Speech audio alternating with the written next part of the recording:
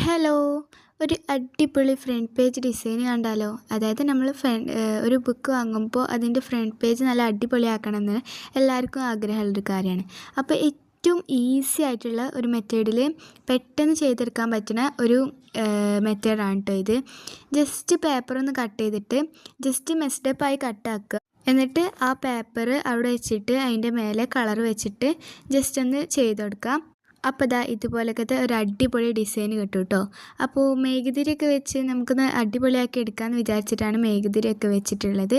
അപ്പോൾ ഇങ്ങനത്തെ വീഡിയോസ് ഇനിയും വേണമെന്നുണ്ടെങ്കിൽ കമൻറ്റ് ചെയ്യുക.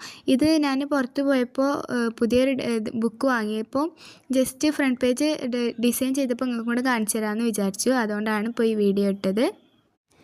ഇത് കൂടുതലും ഞാൻ ബ്രഷ് പെന്ന് വെച്ചിട്ടുള്ള ഡിസൈനാണ് ഞാൻ ചെയ്തിട്ടുള്ളത്. പിന്നെ നോർമൽ സ്കെച്ച് വെച്ചിട്ടുള്ളത് ഞാൻ ആ ബോർഡർ മാത്രം ചെയ്തിട്ടുണ്ട്.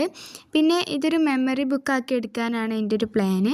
അല്ലെങ്കിൽ നമുക്ക് വേറെ എന്തോ ആണെങ്കിൽ ആക്കിയെടുക്കാം കേട്ടോ. നിങ്ങൾക്ക് ഇഷ്ടമുള്ള സബ്ജക്റ്റോ അല്ലെങ്കിൽ ഇത് അസൈൻമെൻറ്റിൻ്റെ ബോർഡറോ അങ്ങനെയൊക്കെ കൊടുക്കാം കേട്ടോ. നല്ല അടിപൊളിയായിരിക്കും. അപ്പോൾ ഞാൻ ജസ്റ്റ് ഇപ്പോൾ മെമ്മറി ഓഫ് 2026 എന്നാണ് എഴുതി കൊടുത്തിട്ടുള്ളത്.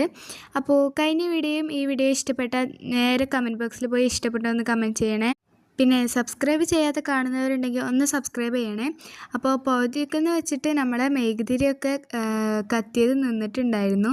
ഞാനത് ഇപ്പോൾ റെക്കോർഡ് ചെയ്യുമ്പോഴാണ് കാണുന്നത്.